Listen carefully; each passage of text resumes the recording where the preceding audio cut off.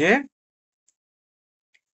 আমি একটা কথা বলেছিলাম আগের দিন যে আমাদের নির্বিকল্পক সবিকল্পকের মতো কতকটা, বা আরেকটা কথা প্রসঙ্গে বলেছিলাম কান্টের যে দুটো ফ্যাকাল্টির প্রাথমিক যে ডাটা উপাত্ত সেটা সরবরাহ করে কি ফ্যাকাল্টি অফ সেন্সিবিলিটি, আর ওটাকে একটা জ্ঞানের আকার দান করে কি আন্ডারস্ট্যান্ডিং। ঠিক এই টাইপেরই ব্যাপার এখানে সংবেদন প্রত্যক্ষের ক্ষেত্রে বা সংবেদন প্রত্যক্ষণের ক্ষেত্রে।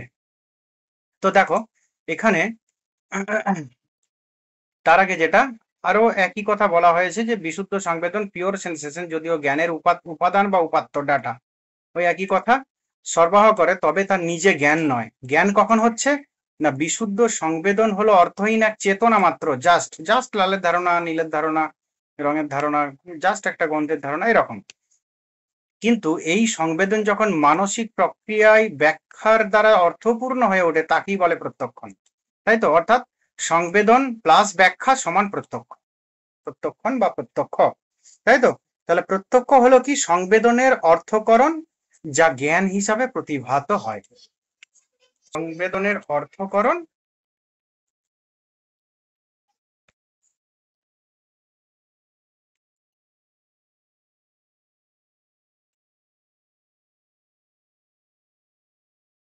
হচ্ছে না, পরিমাণ হচ্ছে, যাই হোক, অর্থকরণ যা জ্ঞান হিসাবে প্রতিভাত হয় সে হচ্ছে প্রত্যক্ষণ। সংবেদন এবং তার সঙ্গে ব্যাখ্যা মানে কি, আমি একটা কিছু পেলাম, আমি একটা উপাত্ত পেলাম, ডেটা পেলাম, এবং তার সম্পর্কিত যে ব্যাখ্যা বা বর্ণনা এবং তার সম্পর্কিত যে কি বলবো কিছু তথ্য সংযুক্ত করে তার সাপোর্টে যখন আমরা যুক্তি প্রস্তুত করছি সেই বিষয়টা সম্পর্কে, তখন সেটা হয়ে যাচ্ছে প্রত্যক্ষ। তাই তো, তার আগে পর্যন্ত যেটা শুধুমাত্র ডেটা সেটা হয়ে যাচ্ছে কি সংবেদন। যাই হোক, প্রত্যক্ষ গঠন হয় কিভাবে, এখানেও দেখো যে প্রত্যক্ষ গঠন করার যে কিছু নিয়ম, এগুলো বইয়ে খুব অনেক বিশদভাবে আছে। আমি প্রত্যেকটি বিষয় কিন্তু খুবই সংক্ষেপে যতটুকু দরকার মূল পয়েন্টস গুলো হিসাবই করেছি। তো এখানে কিছু কিছু বিষয় মনে করিয়ে দেওয়ার এই জন্যই যাতে তোমাদের সেই বিষয়গুলোর সঙ্গে এর পার্থক্য বুঝতে পারো, তার এর সঙ্গে এর সাদৃশ্য বুঝতে পারো, বৈসাদৃশ্য দুটো বুঝতে পারো, এবং আরেকটা কি একই সঙ্গে অন্যান্য বিষয় একই ধরনের যে বিষয় আছে সেগুলো যাতে মনে রাখতে সুবিধা হয়। দেখো আমরা দেখবে লকের ক্ষেত্রেও আমরা দেখেছিলাম কিনা সরল ধারণা থেকে জটিল ধারণা কিভাবে তৈরি হয়, ঠিক একই পদ্ধতি। তাই তো, সরল ধারণা কিছু উপাত্ত এবং সেখান থেকে জটিল ধারণা। সরল ধারণাগুলোর ক্ষেত্রে মন থাকে নিষ্ক্রিয়, দেখবে লক বলেছেন, কিন্তু জটিল ধারণাগুলো যখন আমরা সৃষ্টি করি, আমাদের গঠিত হয়, তখন কিন্তু মন সক্রিয় থাকে। ঠিক একইভাবে আমি বলেছিলাম কি সংবেদনের ক্ষেত্রে আমাদের মন কি নিষ্ক্রিয়, প্রত্যক্ষের ক্ষেত্রে আমাদের মন কিন্তু সক্রিয় থাকে। বোঝা গেল? তো ঠিক একই প্রসেস যে কি কিভাবে প্রত্যক্ষ গঠন মানে হয়, কি কি মানে কিসের কিসের দ্বারা বা কিভাবে, সেটা হচ্ছে সাদৃশ্যকরণের দ্বারা বা সাদৃশ্যীকরণ, সাদৃশ্য হবে এটা, সাদৃশ্যকরণ। তো এই তো এখানে হয়ে যাবে,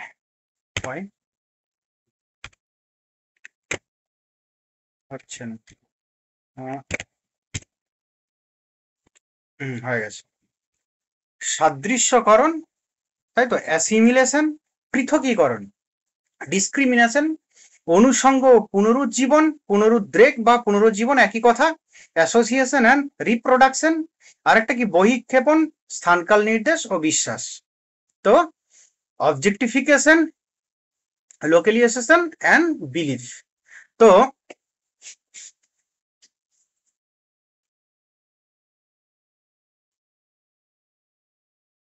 সাদৃশ্যকরণ, প্রথম কথা সাদৃশ্যকরণ কি হয়, প্রথম যে ডেটা একদম প্রাথমিক যে সংবেদনগুলি আমরা হাতে পাই, আমরা সাদৃশ্যকরণের মাধ্যমে প্রত্যক্ষ গঠন করতে পারি। যেমন কি বর্তমানে দেখা একটি বস্তু পূর্ববর্তী কমলালেবু দের মতো হলে সেটিকে কমলালেবু বলে প্রত্যক্ষ করি। আমরা আগে অনেক কিছু প্রত্যক্ষ করেছি এবং বর্তমানে প্রত্যক্ষ করছি। আমরা ধরো একটা গরু প্রত্যক্ষ করলাম, তখন কি করি, আমরা আগের যে গরু দেখেছি তার সঙ্গে সাদৃশ্য প্রত্যক্ষ করি এবং যার ফলে আমরা বলি যে এটি হচ্ছে গরু। তাই তো, পৃথকীকরণ কি, যে অন্য একটি বস্তু থেকে পৃথক করেও আমাদের প্রত্যক্ষ গঠিত হতে পারে। যে অন্য কমলালেবুকে কি অন্য বস্তুর থেকে, কমলালেবু ভিন্ন অন্য বস্তু, বা গরুর ক্ষেত্রে গরু ভিন্ন অপর বস্তু, মোবাইলের ক্ষেত্রে মোবাইল ভিন্ন অপর বস্তু, হ্যাঁ, অপর বস্তু থেকে তাকে পৃথক করেছে। এটা অন্য বস্তু নয়, এটা হচ্ছে মোবাইল, এটা পেন নয়, এটা খাতা নয়, এটা কলম নয়, এটা কম্পিউটার নয়, এটা ল্যাপটপ নয়, এটা পেন্সিল নয়। এইভাবেও কিন্তু আমরা তাহলে আমরা নিশ্চিত হই এটা কিন্তু কমলা লেবু, বা এটা কিন্তু গরু, এটা ছাগল নয়, এটা মুরগি নয়। আবার কি অনুষঙ্গ পুনরুজ্জীবন, সেটা কি না, অনুষঙ্গ মানে কি, যে একই সঙ্গে একত্রিত, তাই তো, ঐক্যবদ্ধ করা, পুনরুজ্জীবন বা পুনরুদ্রেক, আবার নতুন করে উদ্রেক ঘটনা। তো যাই হোক, কমলা লেবু যখন আমরা দেখি, এখানে এই উদাহরণটাই যেহেতু দেওয়া হয়েছে, কমলা লেবু আমরা যখন দেখি তখন সঙ্গে সঙ্গে কি হয়, কমলা লেবু বাদ দিয়ে তুমি একেবারে বাতাবি লেবু বা কাগজি লেবু যে কোনো দেখার সঙ্গে সঙ্গে কিন্তু দেখো আমাদের বর্ণ, তার স্বাদ, তার গন্ধ, স্পর্শ, এগুলো কিন্তু মানসিকভাবে সক্রিয়। বর্ণটা আমরা দেখতে পাই, কিন্তু গন্ধ, স্পর্শ, স্বাদ এগুলোও কিন্তু আমাদের মানসিকভাবে সক্রিয় হয়ে ওঠে দেখার সঙ্গে সঙ্গে। মানে তার যে বৈশিষ্ট্য সেগুলো সবগুলো একত্রিত হয়ে যায়। অন্য যে কোনো বস্তু, আমি দেখছি একটা পেন, ধরো ধরো একটা আমি পেন দেখছি, পেনটা দেখার সঙ্গে সঙ্গে দেখো এর কি বৈশিষ্ট্য, এর দ্বারা কি হয়, এ লেখা হয়, সকলগুলো এগুলো কিন্তু আমাদের এর মধ্যে দিয়ে সঙ্গে সঙ্গে কি হচ্ছে, উদ্রেক হচ্ছে, তাই তো, অনুসঙ্গবদ্ধ হচ্ছে এবং পুনরুদ্রেক হচ্ছে, তাই তো। আরেকটা কি, বহিক্ষেপণ, স্থানকাল নির্দেশ ও বিশ্বাস। একটা হচ্ছে অবজেক্টিফিকেশন, বহিক্ষেপণ, স্থানকাল নির্দেশ ও বিশ্বাস, লোকালাইজেশন অ্যান্ড বিলিফ। যে প্রত্যক্ষের বিষয় কি বাহ্য বিষয়, তাই সেটি স্থান ও কালের নির্দিষ্ট অবস্থানে প্রতিষ্ঠিত হয় এবং তার বাস্তব অস্তিত্বে বিশ্বাস স্থাপন করা হয়। এটা কি, তাহলে কি বহিক্ষেপণ, যে এটা কি, যে বাহ্য বস্তু অবশ্যই হবে, এবং আর কি, যে এটা স্থানকালে নির্দিষ্ট অবস্থানে প্রতিষ্ঠিত হবে। আরেকটা কি, বিশ্বাসটা কি, যে বাস্তব অস্তিত্বে বিশ্বাসও স্থাপন করা হয়, যেটা অস্তিত্ববান, অস্তিত্বশীল, তাই তো। এই সকল বিষয় যে কোনো, এবারে এখানে কমলালেবু দেওয়া হয়েছে, এবারে সাদৃশ্যকরণ তুমি এখানে অন্য যে কোনো একটা পেন নিয়েও দেখাতে পারো, যে একটা পেন দেখছি, অতীতে যত পেন দেখেছি সেখানে এই কাজ হয়, এই কাজ হয়, এর সঙ্গে সম্পর্ক যুক্ত, যার ফলে এটাকে আমরা বলছি কি পেন, এই দ্বারাও দেখাতে পারি। পৃথকীকরণ, পেন সঙ্গে অন্য সকল বস্তু পৃথক করে আমরা দেখাতে পারি যে এইটা একটা পৃথক বস্তু, এটা পেন, এই কাজ হয়, অন্যগুলোতে এই কাজ হয় না। অনুষঙ্গ পুনরুজ্জীবন, যে কমলালেবু দেখে যেমন তার কি, তার স্বাদ, গন্ধ, স্পর্শ ইত্যাদি মানসিকভাবে সক্রিয় হয়ে ওঠে, সেরকম পেন দেখার সঙ্গে সঙ্গে আমাদের এর যে ক্রিয়াকর্ম সেটাও দেখো আমাদের সক্রিয় হয়ে ওঠে। এরকম যে কোনো জগতের যে কোনো বস্তু, বহিক্ষেপণ, স্থানকাল নির্দেশ এবং বিশ্বাস, এটা যে কোনো বস্তু এই ক্ষেত্রেও হয়। এটা একটা বাহ্য বস্তু, সেটা আমার ওই যে পদ্ধতিটা বললাম, সংবেদনের মাধ্যমে ভেতরে যাচ্ছে, এবং যার তারপর কি হচ্ছে, যে এটা একটা বাহ্য বস্তু, এটার জ্ঞান হচ্ছে, এটা একটা নির্দিষ্ট স্থানকালে আছে সেটার জ্ঞান হচ্ছে, এবং বিশ্বাস হচ্ছে যে এইটা একটা বাইরে আছে, এই পেনটা অস্তিত্বশীল। বোঝা গেল? এরপর কি, যে প্রত্যক্ষের সংজ্ঞাটা কি, যে মূল কথা আমরা কিভাবে প্রত্যক্ষ হচ্ছে, এবং আমরা এটাও জানলাম যে সংবেদন ও ব্যাখ্যা, সংবেদনের সঙ্গে ব্যাখ্যা যুক্ত হলে সেটা হয় প্রত্যক্ষ। তাহলে আমরা এরপর আমার যদি বলা হয় প্রত্যক্ষের সংজ্ঞা যদি করা হয় নির্দিষ্ট, সেটা কি, যে প্রত্যক্ষ হলো এমন এক মানসিক ব্যাখ্যা মূলক প্রক্রিয়া যেখানে সংবেদনটি পূর্বানুভূত সংবেদন সমূহের সঙ্গে সাদৃশ্য, প্রতিসাদৃশ্য বা সাদৃশ্য, বৈসাদৃশ্য বিশ্লেষণের মাধ্যমে অতীত অভিজ্ঞতার পুনরুজ্জীবন ঘটিয়ে স্থান কাল নির্দিষ্ট করে এবং বাস্তব অস্তিত্বে বিশ্বাস স্থাপন করে একটি সমগ্র বস্তু জ্ঞান হিসাবে প্রতিষ্ঠিত হয়। তাই তো, যে আমরা আগের যে বৈশিষ্ট্যগুলোর দ্বারা প্রত্যক্ষ হয় সেটা আমরা দেখলাম, সেটা টোটালটা দিয়ে একটা সংজ্ঞা করা হয়েছে, যে প্রত্যক্ষ হলো এমন এক মানসিক ব্যাখ্যামূলক প্রক্রিয়া যেখানে সংবেদনটি পূর্বানুভূত সংবেদন সমূহের সঙ্গে সাদৃশ্য, প্রতিসাদৃশ্য বিশ্লেষণের মাধ্যমে অতীত অভিজ্ঞতার পুনরুজ্জীবন ঘটিয়ে স্থান কাল নির্দিষ্ট করে এবং বাস্তব অস্তিত্বে বিশ্বাস স্থাপন করে একটি সমগ্র বস্তু জ্ঞান হিসেবে প্রতিষ্ঠিত হয়। এটা হলো প্রত্যক্ষ, তাই তো।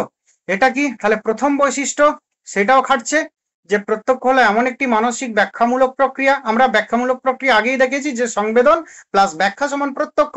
তাহলে প্রথমেই বলা হচ্ছে যে এটা একটা মানসিক ব্যাখ্যামূলক প্রক্রিয়া, যেখানে সংবেদনটি, আমার সংবেদনটা হলো একটা পেনের সংবেদন, পূর্বানুভূত সংবেদন সমূহের সঙ্গে সাদৃশ্য বৈসাদৃশ্য বিশ্লেষণের মাধ্যমে বা সাদৃশ্য প্রতিসাদৃশ্য বিশ্লেষণের মাধ্যমে, মানে কি এটা অন্যান্য পেনের সঙ্গে সাদৃশ্যযুক্ত, আগে যে ব্যবহার করেছি। কিছু কিছু ক্ষেত্রে বৈসাদৃশ্য আছে, আবার বৈসাদৃশ্য আবার সম্পূর্ণ বৈসাদৃশ্য কেমন, অন্যান্য বস্তুর থেকে সম্পূর্ণ এটা বৈসাদৃশ্য এটা বর্তমানে এটাতে, এবং কি অতীত অভিজ্ঞতার পুনরুজ্জীবন ঘটিয়ে আমার অতীত অভিজ্ঞতা আবার মনে করে স্থানকাল নির্দিষ্ট করে যে এটা এই স্থানে এবং এই বিশেষ কালে বর্তমান, এবং এটা লাস্টে কি বলা হচ্ছে বাস্তব অস্তিত্বে বিশ্বাস স্থাপন করে যে এটা বাস্তবেও আছে পেনটা, সেই বিশ্বাস স্থাপন করে একটি সমগ্র এই পেন সম্পর্কে যে জ্ঞান, সেটা হচ্ছে কি বস্তু জ্ঞান, সেটা হচ্ছে প্রত্যক্ষ, তাই তো। এরপর প্রত্যক্ষের স্বরূপ প্রকৃতি একই ধরনের কথা, শুধু কিছু টার্ম যেগুলো এখানে ইউজ করা হয়েছে সেগুলো আমি এখানে বিশ্লেষণ করবো, আর কিছু নয়। প্রত্যক্ষ একটি উপস্থাপন প্রতিনিরূপণমূলক প্রক্রিয়া। প্রেজেন্টেটিভ রিপ্রেজেন্টেটিভ, উপস্থাপনমূলক আর প্রতিনিরূপণমূলক। এখানে দুইটি দিক রয়েছে, কি একটা হচ্ছে উপস্থাপনমূলক, একটা প্রতিনিরূপণমূলক। আমরা দেখলাম প্রথমে প্রত্যক্ষ হলো কি একটা উপস্থাপন প্রতিনিরূপণমূলক। তো উপস্থাপনমূলক যা এখন ইন্দ্রিয়ের মাধ্যমে উপলব্ধ হয় বা হচ্ছে, আরেকটা কি প্রতিনিরূপণমূলক, যে যা অতীত অভিজ্ঞতার স্মৃতি হিসাবে মানুষে সক্রিয় আছে। যে কোনো বস্তু আমরা দেখি, ধরো আমি একটা কাপ দেখছি, আগে পেন বললাম, কাপ বললাম, গরু বলেছি, যে কোনো আমি একটা কাপ দেখাচ্ছি, তো সেই কাপটা কি প্রথম বৈশিষ্ট্য প্রত্যক্ষের ক্ষেত্রে যে ইন্দ্রিয়ের মাধ্যমে উপলব্ধ হচ্ছে, এটা আমার সামনে আছে, আমি ইন্দ্রিয়ের মাধ্যমে আমার উপলব্ধ হচ্ছে। প্রতিনিরূপণমূলক রিপ্রেজেন্টেটিভ, সেটা কি যা অতীত অভিজ্ঞতার স্মৃতি হিসাবে আমার মনে সক্রিয় হয়ে আছে, যে আগে আমরা অনেক কাপ দেখেছি, এই কাপে কি করা হয় সেটাও জানি, সেটা আমার মনে অতীতের যে অভিজ্ঞতা সেটা কিন্তু আমার মধ্যে আছে স্মৃতি হিসাবে, আর বর্তমানে এটা আমি প্রত্যক্ষ করছি। তো যাই হোক, আরেকটা কি এখানে আরেকটা উদাহরণ দেওয়া হয়েছে, দেখো দূর থেকে কমলা লেবুর রং দেখা মাত্র ওই অতীতের গন্ধ স্বাদ ইত্যাদি স্মৃতি সক্রিয় হয়ে ওঠে, বস্তুটি সমগ্রতায় প্রত্যক্ষ হয়। তো যাই হোক, এই প্রসঙ্গে আমরা একটা গেস্টাল্ট মতবাদ দেখবো, সেটা পরে, একটু পরে। তো আমার যেটা বক্তব্য, যে সেরকম কাপ, গ্লাস, মাগ, আমার কমলা লেবু, আমার গরু, যা কিছু হোক না কেন, তার মাত্রই আমার একটা মানে প্রথম কি একটা হচ্ছে উপস্থাপনমূলক ব্যাপার থাকবে, যে প্রেজেন্টেটিভ একদম বর্তমানে যেটা উপস্থাপিত হচ্ছে সেটা কি ইন্দ্রিয়ের মাধ্যমে উপলব্ধ হচ্ছে, যেটা উপস্থাপিত হচ্ছে সেটার। দ্বিতীয় কি এটা প্রতিনিরূপণমূলক একটা ব্যাপার থাকে, রিপ্রেজেন্টেটিভ একটা ব্যাপার থাকে, যা কি অতীত অভিজ্ঞতার স্মৃতি হিসাবে মানুষের সক্রিয় হয়। আর যে আগে যদি আমরা কমলা লেবুর কথা বলি, দেখার সঙ্গে সঙ্গেই আগের যে অভিজ্ঞতাগুলো সেগুলো ওর সঙ্গে অ্যাটাচ করে দেখবে। আমরা দেখি, আমরা মিষ্টির দোকানে গেলাম, এরকম কি মনে হয় এটা খুব তেতো হবে? হবে না। মাছ কিনতে গেলাম বাজারে, দেখো আমাদের সবকিছুই আমাদের মধ্যে আছে, সামনে আমার ইন্দ্রিয়ের সামনে মাছ আছে, এটা কি এটা উপস্থাপন। আর আরেকটা কি প্রতিনিরূপণমূলক, আগে আমরা অন্যান্য সময় মাছ খেয়েছি, কিনেছি, দেখেছি, সেগুলো আমাদের আছে, দুটো মিলিয়ে আমার প্রত্যক্ষটা হচ্ছে। বোঝা গেল? এরপর কি প্রত্যক্ষের প্রকৃতি, একটা হচ্ছে বিশ্লেষণাত্মক অ্যানালিটিক, আর একটা সংশ্লেষণাত্মক সিনথেটিক। তো বিশ্লেষণাত্মক কি বস্তুটিকে অন্য বস্তুর থেকে পৃথক করেছে না, বিশ্লেষণ করে, তাই তো। যে আমি দেখছি কাপ, আমি দেখছি পেন্সিল, আমি দেখছি কলম, অন্য বস্তুর থেকে পৃথক করেছে না, মানে কলমটার সঙ্গে কাপের পার্থক্য কি? আমার কাছে কাপ আছে, কাপের থেকে অন্য অন্য যত বস্তু আছে। জৈন দর্শনে দেখবে আমরা একটা জিনিস পড়িয়েছিলাম, নয় যে আমাদের বস্তু অনেক অসংখ্য ধর্ম বিশিষ্ট, ভাবাত্মক এবং অভাবাত্মক অনেক ধর্ম বিশিষ্ট। বস্তুর ভাবাত্মক ধর্ম মানে বস্তুর মধ্যে যেটা আছে, আর অভাবাত্মক ধর্ম বস্তুর মধ্যে যেটা নেই, অন্য বস্তুর মধ্যে আছে। বস্তু দুটো নিয়ে অসংখ্য ধর্ম বিশিষ্ট, তার ভাবাত্মক ধর্ম থেকে অভাবাত্মক ধর্ম বেশি। সেরকম এখানেও আমরা ভালো করে দেখো যে, বাহ, থ্যাংক ইউ। তো বস্তুর ভাবাত্মক ধর্ম থেকে অভাবাত্মক ধর্ম বেশি। এখানেও একই কথা, যে একটি বস্তুকে অন্য বস্তু থেকে পৃথক করেছে না। আগে আমরা কথা বললাম যে বস্তুর একটা উপস্থাপনমূলক ব্যাপার থাকে, আর একটা হচ্ছে নিরূপণমূলক ব্যাপার থাকে। প্রতিনিরূপণ সেটা কি না, অতীত অভিজ্ঞতার স্মৃতি হিসাবে মনে সক্রিয় থাকে, এটা আমরা বললাম। আর বর্তমানে ইন্দ্রিয় থাকে যে কোনো বিষয়। এরপর যেটা বলা হচ্ছে বিশ্লেষণাত্মকে, যে বস্তুটিকে অন্য বস্তু থেকে পৃথক করেছে না। আমি কি বললাম, যে আমি যে কোনো বস্তু হতে পারে, কাপ হতে পারে, কমলা লেবু হতে পারে, আলু হতে পারে, পটল হতে পারে, গরু হতে পারে, সাপ ব্যাং টিকটিকি গিরগিরি হতে পারে, যা খুশি হতে পারে, যে কোনো বস্তু, যে কোনো ব্যক্তি, তাই তো, যে কোনো পদার্থ। আমাদের দর্শনের ভাষায় যে কোনো পদার্থ যদি বলি, ভারতীয় দর্শনের ভাষায়, তাহলে আরো অ্যাকিউরেট হবে। এখানে হবে যে কোনো থিং, যে কোনো বস্তু। এটা কি একটা অন্য বস্তুর থেকে পৃথক করে। আমরা যে কোনো একটা বস্তুর কথা বলি, আমাদের মাথায় এটাও থাকে যে এই বস্তু কিন্তু অন্যান্য অপর বস্তুগুলোর থেকে ভিন্ন, এই বস্তুর বৈশিষ্ট্যটা অন্যান্য বস্তুর থেকে ভিন্ন, আলাদা, পৃথক, তাই তো। এটা আরেকটা কি সংশ্লেষণাত্মক, সিনথেটিক, যে বস্তুটিকে পূর্বানুভূত সমজাতীয় বস্তুসমূহের সঙ্গে একীভূত করে উপলব্ধি করা। যে বস্তুটা আমার কাছে প্রত্যক্ষিত হচ্ছে, আমার কাছে উপস্থাপিত হচ্ছে, সেটা কি পূর্বানুভূত সমজাতীয় বস্তুসমূহের সঙ্গে একীভূত করে উপলব্ধি করা। যে এই ক্ষেত্রে কি বলা হচ্ছে, আলাদাটা নয়, সেই ধর্ম। ধরো আমি উপস্থাপন হচ্ছে এখানে কি কাপ, তাহলে এর আগে যত ধরনের আমরা কাপের অভিজ্ঞতা হয়েছে, কাপ দেখেছি, তার যে জ্ঞান, সেটা আমার স্মৃতিতে উদ্রেক। বোঝা গেল।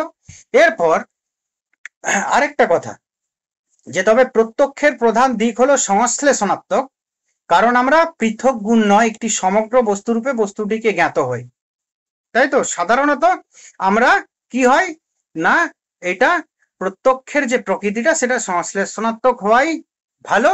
কারণ কি, আমরা পৃথক গুণের চেয়ে সাধারণত আমরা কোন একটা বস্তু দেখলে সেই বস্তু সম্পর্কেই ভাবতে শুরু করি। আমরা ধরো ভালো করে দেখো, চোখ বন্ধ করো, ভাবো গরু, দেখো একটা গরুর একটা আকৃতি, তাই তো। এই বিষয়ে ভারতীয় দর্শনে আবার প্রচুর ব্যাপার আছে, আকৃতি শক্তি, জাতি শক্তি, ব্যক্তি শক্তি। তোমরা পড়েছো, তৃষা, রিয়া, তোমরা পড়েছো, অন্যরাও আশা করছি পড়বে। তো জানো তোমরা। তো এই নিয়ে আলোচনা করতে গেলে প্রচুর আলোচনা, আমাদের তো ওই আলোচনা এখন গেলে হবে না। তো যাই হোক না কেন, যে এখানে বলছে এদের মতটা কি, মনোবিদদের, যে এটা সংশ্লেষণাত্মক হওয়াটাই মানে এটাই মানে এখানে হয়ে থাকে। কেন না, আমরা এখানে পৃথক গুণের চেয়ে বস্তুটির মানে সমগ্র বস্তুরূপেই আমরা দেখতে অভ্যস্ত, তাই তো। আমরা বস্তুটিকে জ্ঞাত হই, তাই তো। যখন আমরা কাপ দেখি, কাপ সমূহে যত বৈশিষ্ট্য, পেন দেখি, পেনের যত বৈশিষ্ট্য, দেখো সঙ্গে সঙ্গে একটা পেন নিয়ে এলাম, দেখো পেনের বৈশিষ্ট্য উদ্রেক হয়ে গেল। একটা বোতল নিলাম, তো সঙ্গে সঙ্গে দেখো তোমাদের মনেও যে বোতল কি, বোতলে কি হয়, অন্যান্য বস্তুর সঙ্গে পার্থক্য, তাই তো, সেটা তো উদ্রেক হয়। তার থেকে বেশি হচ্ছে সেই বোতল সম্পর্কেও তোমরা মানে বা আমরা সবাই ভাবতে শুরু করি অজান্তেই আমাদের। তো যাই হোক, তো এটা কি একটা হচ্ছে যে প্রত্যক্ষের যে সংশ্লেষণাত্মক দিক, সেটাকে ইম্পর্টেন্স দেওয়া হচ্ছে, এবং সেই প্রসঙ্গে দুটো কথা বলা হচ্ছে, যে একটা নির্বাচনমূলক, একটা অর্থপ্রদায়ক। যে প্রতিনিয়ত অসংখ্য উদ্দীপনা আসলেও মন নির্দিষ্ট কোনো বস্তু বা সংবেদনকে নির্বাচন করে প্রত্যক্ষ করে।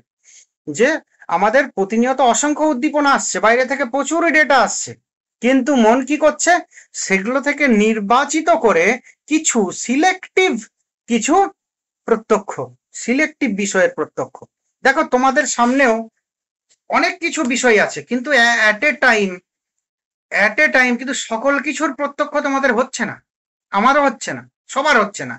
একটা নির্বাচিত করে, আমি ধরো এখানে পড়াচ্ছি, আমার সামনে কম্পিউটার আছে, আমার সামনে মোবাইল আছে, পেন আছে, খাতা আছে, বই আছে, দেখো আমি এগুলোরই প্রত্যক্ষ করছি। তোমাদের সামনেও দেখো, হয়তো তোমরা মোবাইলে আমি পড়াচ্ছি সেইটা দেখছো, শব্দটা শুনছো, খাতা, বই, পেন আছে, এগুলোরই প্রত্যক্ষ হচ্ছে অ্যাট এ টাইম। এটা ছাড়াও কিন্তু অনেক কিছুই আছে আমাদের চারিপাশে, দেখো তখন প্রত্যক্ষ হচ্ছিল না, দেখো এখন আস্তে আস্তে অন্যান্য বিষয়গুলোর দিকে তাকাচ্ছ বা দেখছো, মনে আসছে যে ওগুলোরও প্রত্যক্ষ হচ্ছে। বুঝতে পেরেছো কি বোঝাতে চাইছে?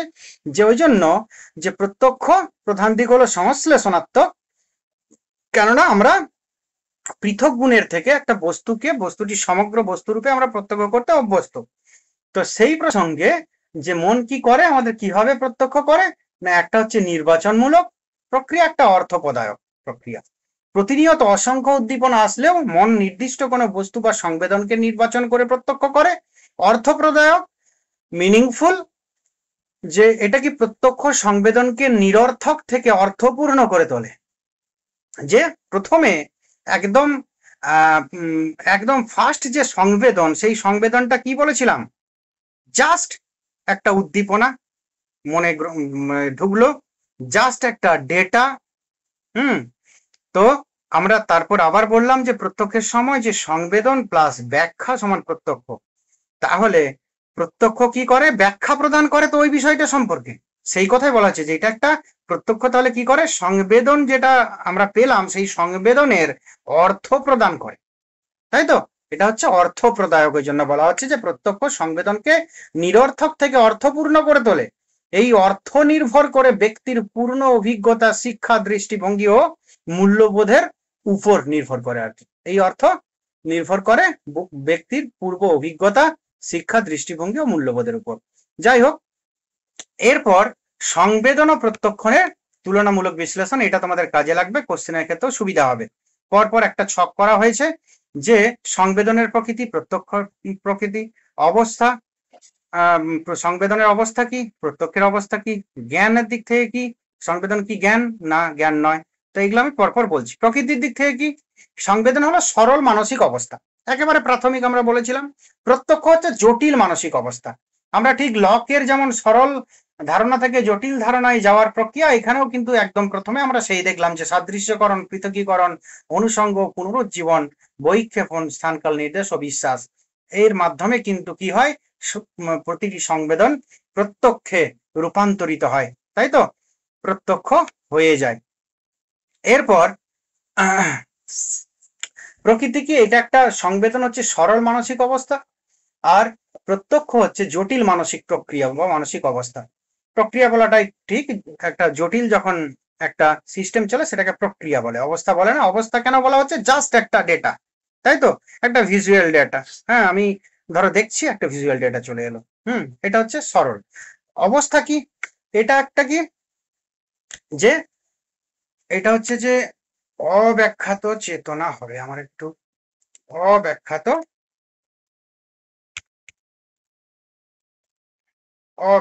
চেতনা।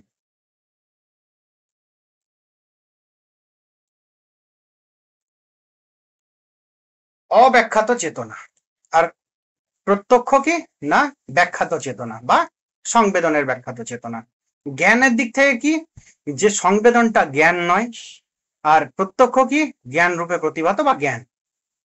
চেতনার রূপ, চেতনার রূপের দিক দিয়ে সংবেদনটা কি অমূর্ত, অ্যাবস্ট্রাক্ট, আর প্রত্যক্ষটা কি মূর্ত, কংক্রিট। বিষয়ের দিক থেকে কি, সংবেদনটা হচ্ছে কোনো না কোনো গুণের চেতনা, আর প্রত্যক্ষটা কি সগুণ বস্তু চেতনা। বুঝতে পেরেছো কেন আমি বলেছিলাম লকের সঙ্গে, কান্টের সঙ্গে এবং আমাদের নির্বিকল্পক সবিকল্পক, ওই জন্য। এককতা, যে সংবেদন হচ্ছে আংশিক, এটা হচ্ছে সমগ্র বস্তু। আংশিক কেন বলা হয়েছে, এটাতে কিন্তু খণ্ড খণ্ড আংশিক ছোট ছোট ডেটা আমার কাছে আসছে, এটা তো সমগ্র বস্তুর চেতনা, বস্তুর জ্ঞান হচ্ছে না, সেটা হচ্ছে কথাই প্রত্যক্ষণ বা প্রত্যক্ষে। কার্য প্রক্রিয়া কি, এটা উপস্থাপনমূলক, শুধুমাত্র উপস্থাপিত হচ্ছে। আর প্রত্যক্ষের ক্ষেত্রে কি, উপস্থাপন প্লাস পুনরুপস্থাপন আর কি, যেটা আমরা বললাম একটু আগে। এই দেখো, উপস্থাপন এবং প্রতিনিরূপণ বা পুনরুপস্থাপন, রিপ্রেজেন্টেটিভ। তো সক্রিয়তা, এটা সংবেদন কি নিষ্ক্রিয়। আমরা বলেছিলাম যে এটা মনের উপর নির্ভর করে না, মন নিষ্ক্রিয় থাকে। প্রত্যক্ষের ক্ষেত্রে মন কি থাকে, সক্রিয় থাকে। শারীরিক দিক দিয়ে কি না, সংবেদনটা কিভাবে হয়, ইন্দ্রিয় স্নায়ুকেন্দ্র উত্তেজিত হয়ে হয়, আর প্রত্যক্ষটা হয় পাশাপাশি সংযোগ কেন্দ্রও উত্তেজিত হয়ে যায়। সংযোগ কেন্দ্র যেটা সবকিছু, মানে কি বাহ্যিক অবস্থা এবং অন্তর পুরোটাই। প্রথমেরটা তো হচ্ছে, প্লাস আরো এক্সট্রা কিছু লাগছে। তো যাই হোক, এই কটা তোমরা নিশ্চয়ই বুঝতে পেরেছো, খুবই সিম্পল। এরপর যেটা আমাদের প্রত্যক্ষ সম্পর্কে গেস্টাল্ট মতবাদ। আমাদের দেখো প্রত্যেকটা মেটেরিয়াল সেই উপরে কিন্তু দেওয়া আছে যে কি সিলেবাস, এসএলএসটির ওই টপিকের কি সিলেবাস। থিওরি অফ পারসেপশনের যেটা গেস্টাল্ট থিওরি, শুধুমাত্র সেই গেস্টাল্ট থিওরিটাই আছে। সেন্সেশন আর পারসেপশন পার্থক্যটা ছোট করে দিয়ে দিয়েছি, আর পারসেপশনের ডেফিনেশন ওটাও দেওয়া হয়েছে। ডেফিনেশন অনেকটাই, ডেফিনেশন প্রসঙ্গে অনেক কিছু ব্যাখ্যা করা হয়েছে। এরপর যে প্রত্যক্ষ সম্পর্কে আমাদের গেস্টাল্ট মতবাদ।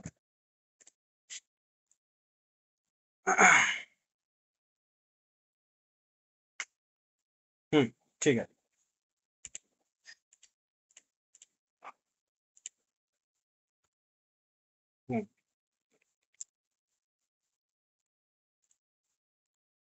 প্রত্যক্ষ সম্পর্কে গেস্টাল্ট মতবাদ। গেস্টাল্ট মানে কি? গেস্টাল্ট মনে হলো সমগ্র, যে আমরা একটু একটু করে জ্ঞান লাভ করি না। মূল কথাটা আমরা বলি যে আমরা ধরো এরকম প্রত্যক্ষ সম্পর্কে গেস্টাল্ট মতবাদটা এরকম যে আমরা কিন্তু একটু একটু করে জ্ঞান লাভ করি না, আমরা চেষ্টা করতে করতে হুট করি আমরা পুরোটা জেনে যাই। সার্চ লাইটের মতো। সার্চ লাইট কি এরকম নয় যে একটু একটু করে জানি। সার্চ লাইট মানে আমরা সার্চ লাইট মারলাম, সঙ্গে সঙ্গে পুরোটা প্রকাশিত হলো। ঠিক এরকম গেস্টাল্ট মতটা মূল কথা এটা আমরা এগোচ্ছি। মূল প্রবর্তককে যে ভেরদেইমার বা ওয়েরদেইমার এরকম কিছু বলে, যে এটা যেহেতু ওয়েস্টার্ন ইয়ে তো ভারদেইমার এটাই অনেকে বলে, বা ওয়েরদেইমার এরকম বলে। তো ভারদেইমার আমরা এটাই বলি, বাঙালি আমরা বাঙালির মতো উচ্চারণ করি, ম্যাক্স ভারদেইমার। আর হচ্ছে যে কাফকা, আর একটা কি কোয়েলার। তিনজন জার্মান মনোবিজ্ঞানী গেস্টাল্ট মতবাদের প্রতিষ্ঠাতা। একটা কি ভারদেইমার, একটা কি কাফকা, আর একটা কোয়েলার। গেস্টাল্ট শব্দের অর্থ হচ্ছে কি সমগ্রতা বা ঐক্যবদ্ধ রূপ। আমি যে কথাটা বললাম সেখানে আমরা যাব। এদের মূল বক্তব্য কি? সেই বক্তব্যগুলো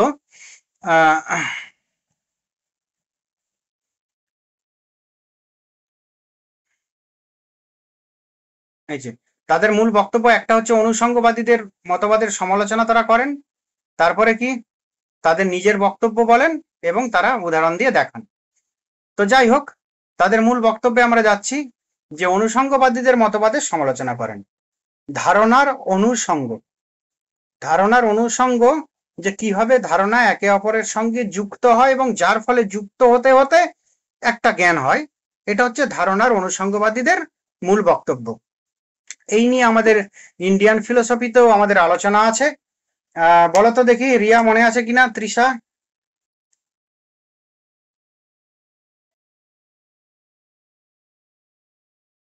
মনে নেই? ন্যায় দর্শনে আমাদের কিছু বিষয় আছে, ন্যায় মীমাংসক। হ্যাঁ, ওখানেই আছে, বলো। কেউ কেউ বলে যে আমাদের প্রথমে একটি একটি করে শব্দের জ্ঞান হয়, তারপর পুরো বাক্যটার জ্ঞান হয়। আবার কেউ কেউ বলে না, একেবারে আমাদের বাক্যর জ্ঞানটা হয়ে যায়, প্রথমে বাক্যের টোটাল জ্ঞানটাই হয় একেবারে। বাক্যের জ্ঞান হলে পরেই তার অন্যান্য অংশগুলোর জ্ঞান হবে। অন্বিতা বিধান বাদ, অভিহিতার নয় বাদ, মনে নেই?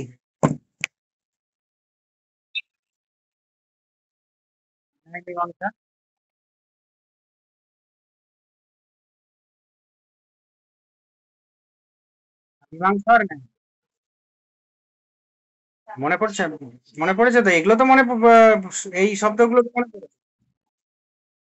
তো অভিহিত অন্যয় আর অন্বিতের বিধান, প্রথমে অন্বিত হয় শব্দগুলো, তারপরে বিধান হয় বাক্যের। অন্বিত বিধান বাদ, অভিহিত অন্যয়, তাই তো? প্রথমে টোটালটা, তারপরে আমার ভেতরের গুলো জ্ঞান হয়। যাই হোক, সেই সব প্রসঙ্গ আমরা ন্যায় দর্শনে আমরা পড়বো, একটু করে হলেও আমরা বলবো, এখন হয়তো গুলিয়ে যাবে।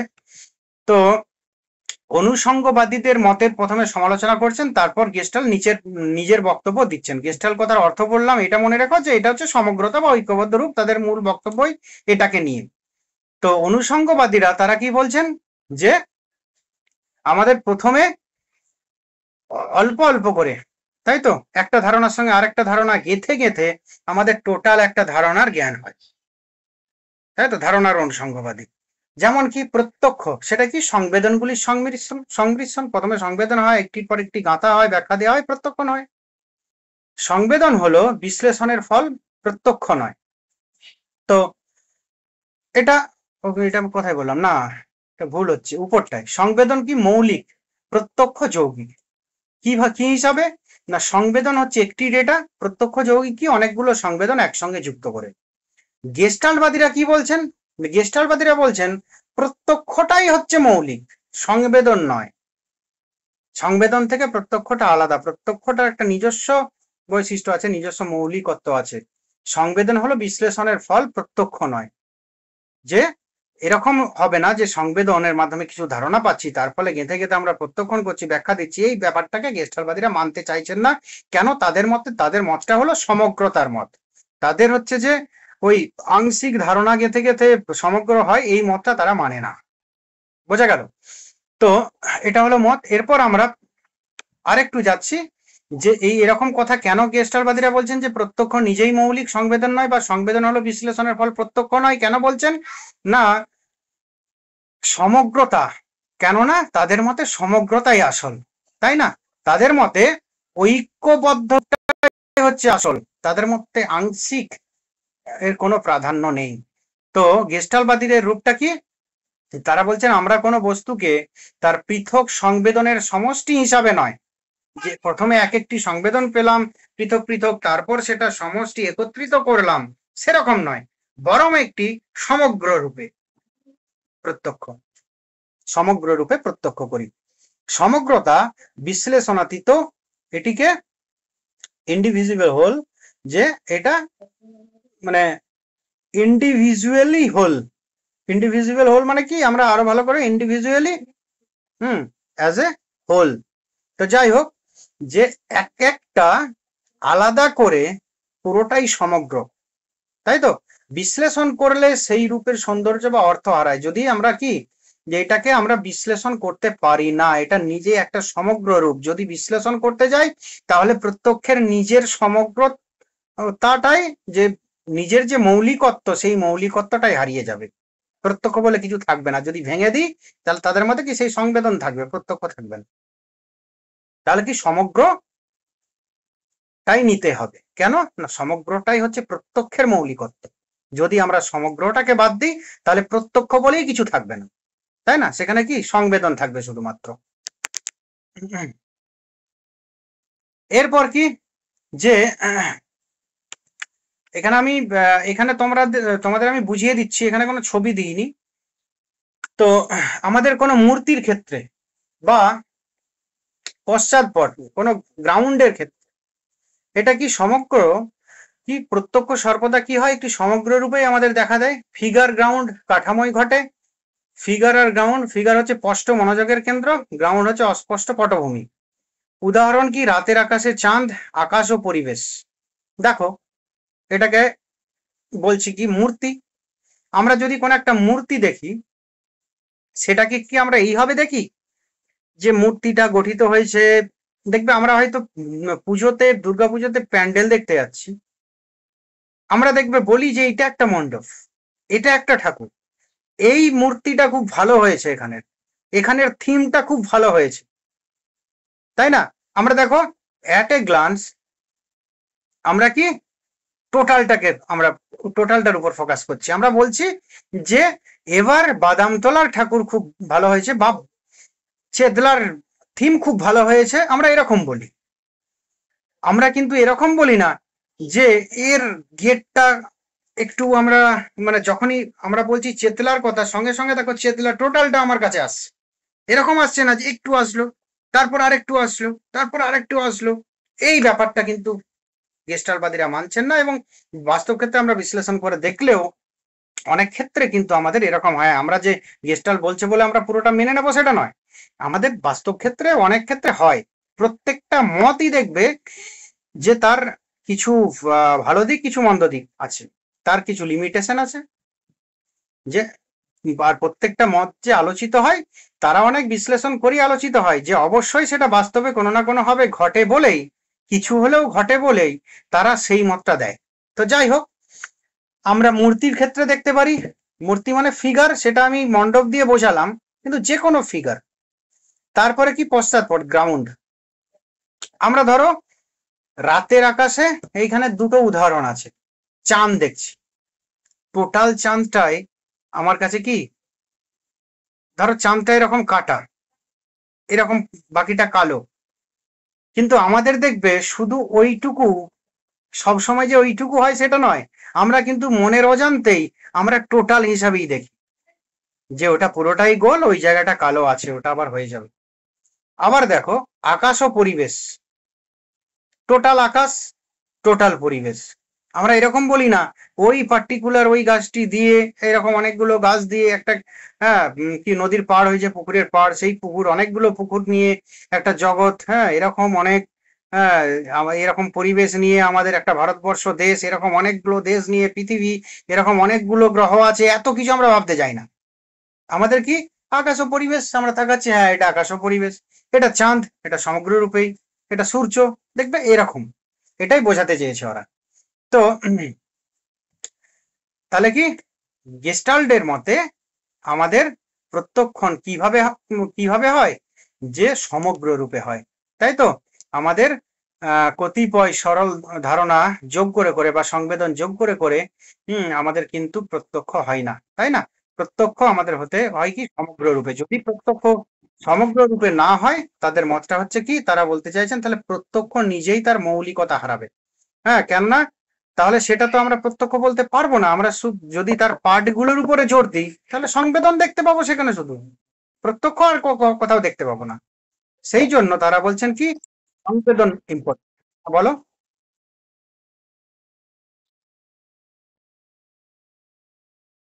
হুম।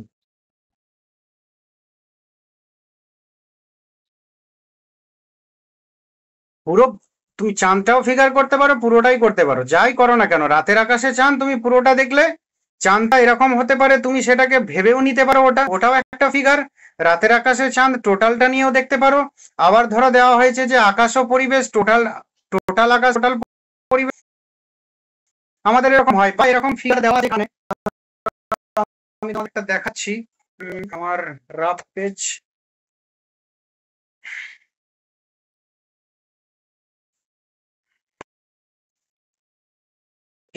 মতবাদে থেকে আরো অনেক ফিগার আছে, বুঝতে পারবে যে আমরা বোঝাতে চেয়েছে ওর মূল মতটা।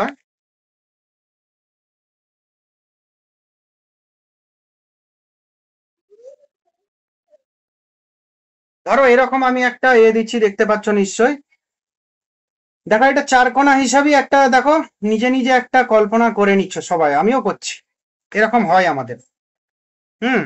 দেখো এখানটা আমি যোগ করিনি, কিন্তু সেটা আমরা করে নিই, তাই না। আবার দেখবে যেটা আমাদের হিউমের ধারণার অনুষঙ্গ আছে, যে আমরা ধরো এই এর একটা বৃত্তের,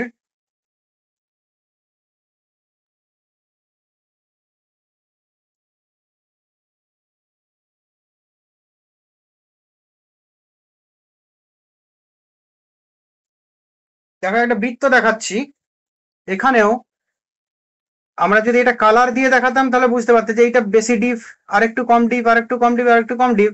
আমাদের ধারণা এরকম হয়ে যায় যে এটা আর একটু হবে দিয়ে সমগ্র হিসাবে আমাদের কিন্তু হয়ে যায়। এই ব্যাপারটাই আমি বোঝাতে চাইছি। তো যাই হোক, তো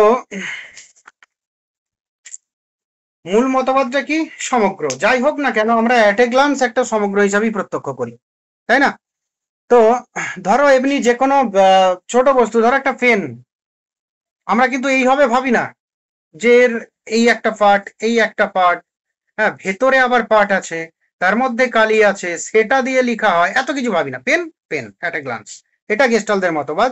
এরপর গেস্টালদের মতবাদ আরেকটা কি, যে যদি এটাকে সমগ্র রূপে প্রত্যক্ষ করি, সমগ্র রূপে দেখি, তবেই সেটা প্রত্যক্ষ। যদি এটাকে খণ্ড খণ্ড দেখি, তাহলে সেটা প্রত্যক্ষের বিশেষত্বই হারাবে। বুঝতে পেরেছো, প্রত্যক্ষের মৌলিকত্বই হারাবে, এটা হচ্ছে কথা।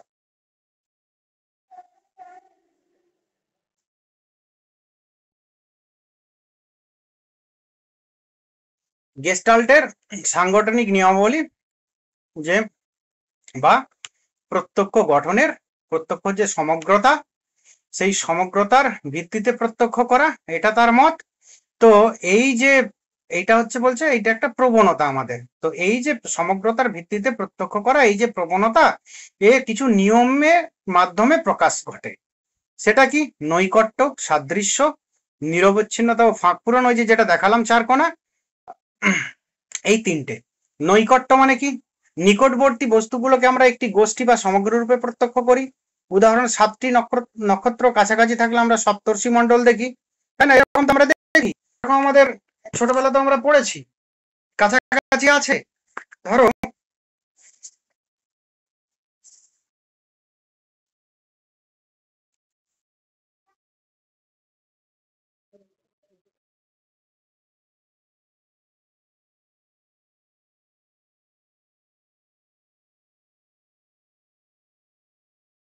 আমরা সপ্তর্ষি মণ্ডল এই ধরনের দেখি, কাছাকাছি আছে। তো আমরা দেখো একটা সমগ্র রূপেই দেখছি, এটাই বোঝাতে চাওয়া হচ্ছে। আরেকটা কি? সাদৃশ্য। একটার সঙ্গে আরেকটা যখন সাদৃশ্য হয়, তখন আমরা মানে সেই সাদৃশ্য দেখেও অনেক সময় কি যে আমরা প্রত্যক্ষ করি কি না এক ধরনের বা সাদৃশ্য বস্তু গোষ্ঠীভুক্ত হয়। কেমন না, মাঠে গরু ও ঘোড়া যেহেতু একই টাইপের, কিছুটা আলাদা। গরুর গলকম্বল আছে, ঘোড়ার নেই, ঘোড়ার মাথাটা একটু উঁচু, তাই তো? তো এরকম কিছু অল্প আছে, কিন্তু বেশিরভাগটাই কি গরু আর ঘোড়া মোটামুটি কাছাকাছি। তো যাই হোক, আলাদা গোষ্ঠী হিসাবে দেখা যায় মাঠে গরু এবং ঘোড়া। এটা কি যে গরু জাতীয় যত, সেটা গরু দল বলি, পাল বলি। আর ঘোড়া কাছাকাছি আছে, কিন্তু তথাপি কি আমরা ঘোড়ার পাল, ঘোড়ার দল এরকম হিসাবে বলি। ভেড়া বা ছাগল এই ক্ষেত্রেও আমাদের এক, যে আমাদের কাছাকাছি আছে,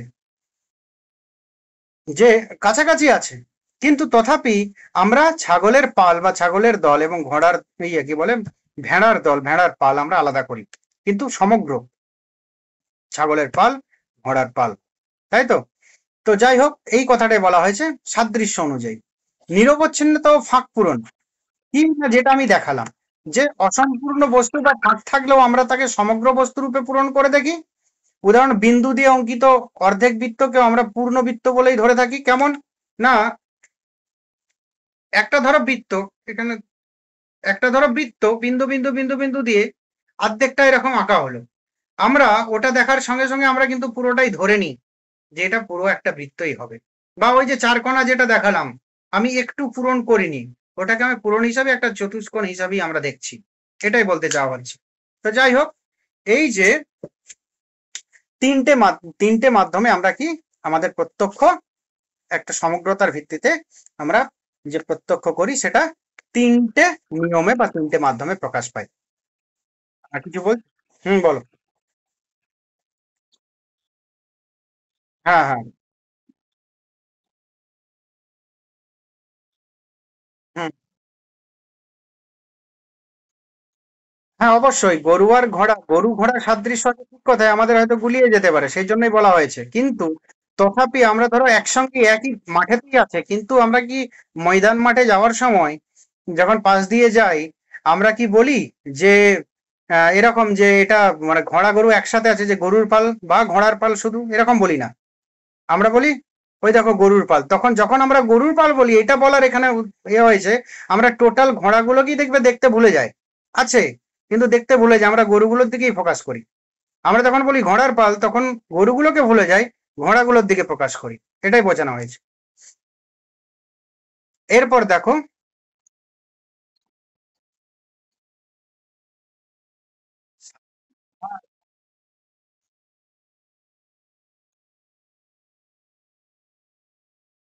সাদৃশ্য এটা নয়, এখানে গরু ঘোড়ার সাদৃশ্য দেওয়া হয়েছে, যদিও এর মধ্যে সাদৃশ্য বর্তমান কিছু ক্ষেত্রে, তথাপি আমরা আমরা এই দুটোকে আলাদা করি, সাদৃশ্য থাকলেও আমরা তথাপি এগুলোকে আলাদা করি।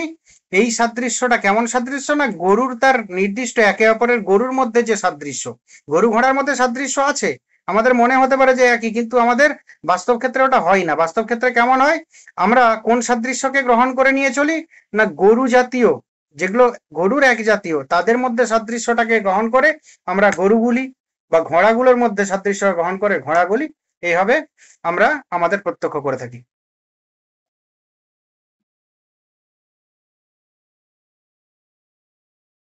গোষ্ঠী, সেটা আমাদের ন্যায় দর্শনের আলাদা বিষয়ে অনেক আলোচনা আছে। এরপর দেখো, গেস্টাল্ট মতবাদের দৃষ্টিকোণ থেকে শিশুর প্রত্যক্ষ কি হবে যে শিশুর চেতনা তো অস্পষ্ট হয়, স্পষ্ট চেতনা নয় আমাদের বড় মানুষের মতো। গেস্টালবাদীরা বলছেন শিশুর প্রথম প্রত্যক্ষ অর্থপূর্ণ, কারণ তা একটি নির্দিষ্ট পশ্চাৎপটে ঘটে। কেমন? যে কেন অর্থপূর্ণ প্রথম প্রত্যক্ষ? না নির্দিষ্ট পশ্চাৎপটে ঘটে কেন? না ধরো একটা প্রথম যে শিশুর চেতনা কোন একটা বস্তু সম্পর্কে, দেখবে একেবারে বাচ্চা, তাকে একটা খেলনা দেওয়া হলো, তাই তো? তারপর তাকে একটা ধরো খাওয়ানোর জন্য বাটি চামচ দেওয়া হলো, সেগুলো অনেক দিন ধরে আছে। আরেকটু বড় হচ্ছে, আরেকটু বড় হচ্ছে, সে আমাদের যে ন্যায় দর্শনে আছে আমাদের বৃদ্ধ ব্যবহার, সেই বৃদ্ধ ব্যবহারের মাধ্যমে সে কিন্তু অনবরত অন্য একে অপরটার সঙ্গে পৃথক জ্ঞান ব্যবহার দেখতে পাচ্ছে। একটা টাইম তার কিন্তু যখন প্রত্যক্ষ হচ্ছে, নির্দিষ্ট পশ্চাৎপট কেন হচ্ছে না? অবশ্যই ওই বাড়িতে একটা নির্দিষ্ট পরিবেশে নির্দিষ্ট জায়গাতেই একটা বস্তুর জ্ঞান তার হচ্ছে। তার জন্য তার বলা হচ্ছে যে প্রথম যে কি বলে প্রত্যক্ষ, সেটা হচ্ছে অর্থপূর্ণ শিশুর। তার জন্য শিশুদের কোশ্চেনও বেশি মনের ভিতরে, এটা কি ওটা কি। তাই যতক্ষণ না তারা কনফার্ম হতে পারছে এবং যখন তাদেরকে বলা হয় এটা কি ওটা কি, তখন তারা কিন্তু রিলেট করার চেষ্টা করে, অপরের সঙ্গে পার্থক্য করার চেষ্টা করে, ওটা তাহলে এটা নয়, এটা তাহলে অন্য বিষয়, এরকম বিষয়।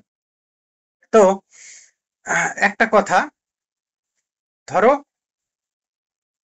একটা ছোটবেলায়, আমি খুব ছোটবেলায় চাকরি, যে আবার যে একজন, অনেকে এরকম বলে যে আমার যদি এইটা থাকতো আমি তো একজন হয়ে যেতাম।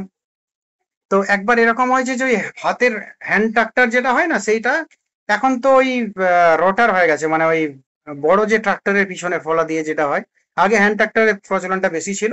একজন যে দেখবে কিনে রাখে দুটো চারটে ট্রাক্টর, 10টা, কি বলবো, আহ প্রতিদিন ওই লেবারদেরকে লাগায়, তারা চালায়। তো এরকম আমি আমার দিদার সঙ্গে গেছি, ওর সঙ্গে কথা হচ্ছে, আমি বললাম মামা এটা তোমার? বলছে না না, আমার যদি এটা থাকতো আমি তো একজন হয়ে যেতাম। তো এইটা আমার কথাতে এখনো হয়, এটার আমি অর্থ বহুত পরে বুঝেছি। আমি তখন প্রশ্ন করছি যে হ্যাঁ তুমি তো একজনই বটে, তুই দুজন নাকি? হুম। তখন তারপরেও জিজ্ঞাসা করেছি দিদাকে, বাড়িতে এসে জিজ্ঞাসা করেছো একজন কেন হয়ে যেতাম, বললো তো একজনই আছে, দুজন তো নয়। হুম। তো যাই হোক, এই যে এরকম শিশুর কোশ্চেন গুলো কিন্তু এরকম। তো তাহলে কি, যখন জ্ঞানটা হলো আমার, আমি অনেক বড়, সেই টাইমে কিন্তু আমার ওই বিষয়ে একজন সম্পর্কে একজন কোন অর্থে প্রয়োগ করা হয়েছে, এটা তাৎপর্য। ন্যায় দর্শনে আরো ব্যাখ্যা আছে, এটা হচ্ছে তাৎপর্য, তাৎপর্যের মাধ্যমে এর জ্ঞান লাভ করা যাবে। তো যাই হোক, যতক্ষণ আমি এটার অর্থ ঠিকঠাক না বুঝলাম, ততক্ষণ আমার কিন্তু এটা সম্পর্কে আমার প্রত্যক্ষ হয়নি, তাই তো? এটা সংবেদন হয়েছে, আমার একটা ডেটা হয়েছে, হ্যাঁ একজন। এটা হচ্ছে সংবেদন প্রত্যক্ষণের পার্থক্য। এবং আরেকটা পার্থক্য হচ্ছে শিশুদের যেটা হয়। তো যাই হোক, প্রত্যেকটি শিশুর দেখবে ওই জন্য কোশ্চেনিং প্রচুর, ওদের কোশ্চেনিং করে প্রচুর যে কোনো বিষয় সম্পর্কে। আমার কাছে একটি বাচ্চা ছিল, সেও আমাকে অনবরত কোশ্চেনিং করে যাচ্ছে, এটা কি ওটা কি, এটা কি হয়, পেঙ্গুইনের ছবি কেন ইয়েতে, পেঙ্গুইন দিয়ে তুমি কি করবে, এবারে বোঝাও ওকে। ওর কিন্তু এখনো পেঙ্গুইনের জ্ঞান হয়নি। পেঙ্গুইন এখানে কেন আছে সেটা ওর এখনো জ্ঞান হয়নি। তো এইটাই আমি বোঝাতে চাইছি, যে এটার যখন জ্ঞান হবে সব দিক থেকে বিচার করে, যখন প্রত্যক্ষ হবে, তখন কিন্তু সেটাকে একটা নির্দিষ্ট পশ্চাৎপটে করবে কেন, তার একটা নির্দিষ্ট কি বলবো, যে এর পিছনে এই ধারণা থেকে প্রত্যক্ষ হওয়ার পিছনে কিছু কারণ, তাই তো, নির্দিষ্ট কারণ এবং যথেষ্ট পর্যাপ্ত কারণ থাকবে।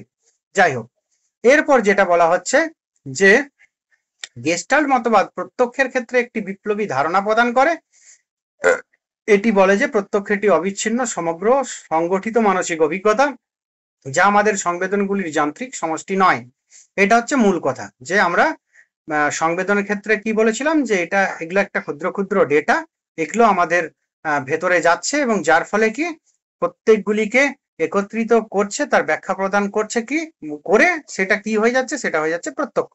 কিন্তু এখানে গেস্টাল্ট বলছেন যে এগুলো না, এগুলো প্রত্যক্ষ একটি কি অবিচ্ছিন্ন, এটা বিচ্ছিন্ন নয়, এটি সমগ্র মানে এটা ক্ষুদ্র খণ্ড খণ্ড নয়, সংগঠিত অসংগঠিত নয়, মানসিক অভিজ্ঞতা। এটা কি সংবেদনগুলির যান্ত্রিক সমষ্টি নয়।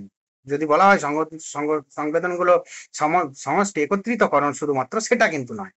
তো যাই হোক, এই যে তাহলে মূল যে আমরা গেস্টাল মত বললাম, তার টোটালটা যদি আমরা একটা ছকে বলি, এইটুকু যে গেস্টাল মতবাদের প্রবর্তক কি ভার্দেইমার, কাফকা, কোয়েলার। মূল প্রতিপাদ্য বিষয় কি প্রত্যক্ষ সমগ্র রূপ, সংবেদন নয়। আর ফিগার আর হচ্ছে গ্রাউন্ড এর ধারণা এটা কি যে স্পষ্ট মূর্তি ও অস্পষ্ট পশ্চাৎপট। সাংগঠনিক নিয়ম এটা কি নৈকট্য, সাদৃশ্য, নিরবচ্ছিন্ন, ফাঁক পূরণ, এটা আমরা পড়লাম। গেস্টাল্টের তুলনা কি অনুষঙ্গবাদীদের ইট চুনের মনোবিজ্ঞানের বিরোধিতা। ইট চুনের মনোবিজ্ঞান মানে কি যে অনুষঙ্গবাদীরা বলেন যে কি এখানে ইট চুন কেন দেওয়া হয়েছে, যে ইট এবং সিমেন্ট, ইট গেথে গেথে যেমন একটা অনুষঙ্গ কি তারা একত্রিত করতে করতে করতে করতে করতে করতে একটা বিল্ডিং গঠিত হয়। কিন্তু গেস্টালবাদীরা বলছেন যে ঠিক আছে ইট গেথে গেথে বিল্ডিং গঠিত হয়, ঠিক কথায়, কিন্তু বিল্ডিং যখন গঠিত, বিল্ডিংটা একটা সমগ্র, বিল্ডিংটা যদি একটা সমগ্র হিসাবে না ধরি, তার মৌলিকত্ব নষ্ট হয়ে যাবে। যদি আমরা বলি ইট এবং চুনের উপরই নজর, তাহলে সংবেদন থেকে যাবে, সেটা হবে, ঠিক আছে? তাহলে শুধু ইট আর চুন বা ইট আর সিমেন্টের উপর শুধুমাত্র ওই কথা বললে হবে। যখন বিল্ডিং হবে, বিল্ডিংটা যখন একটা ধরো বিল্ডিং হচ্ছে, ঠিক কথাই, সেটা হচ্ছে ইট গেথে গেথে গেথে গেথে। দুটো মতেরই দেখো গ্রহণযোগ্যতা আছে আমাদের এখানে, অন্বিতা বিধানবাদ আর অভিহিতার নয়বাদের মতো। তো একদল জোর দিচ্ছে কি ইট এবং চুনসুরকি বা সিমেন্টের উপর, একদল বলছে না পুরোটা যা দিয়ে গঠিত হোক না কেন টোটাল বাড়িটার উপর জোর দিচ্ছে। সেই বাড়িটার উপর যারা জোর দিচ্ছে তারা হচ্ছে গেস্টালবাদী, আর যারা ইট এবং চুন বা সিমেন্টের উপর জোর দিচ্ছে তারা হচ্ছে তোমার ধারণার অনুষঙ্গবাদী। যাই হোক, বোঝা গেল। এরপর দেখো, বলো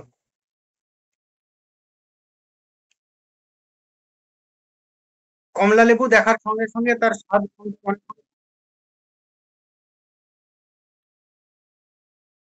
না, সংবেদনকে স্বীকার করছে, সংবেদন অস্বীকার করছেন না তারা, কিন্তু মূল বক্তব্য হচ্ছে যে প্রত্যক্ষণটা শুধুমাত্র সংবেদনের সমষ্টিটাই প্রত্যক্ষণ, এটা নয়, প্রত্যক্ষণের একটা মৌলিকতা আছে, বুঝতে পেরেছো? এই যে যেটা লাস্ট বক্তব্য যেটা বলা হলো যে শুধুমাত্র আমাদের সংবেদনগুলির যান্ত্রিক সমষ্টি নয়,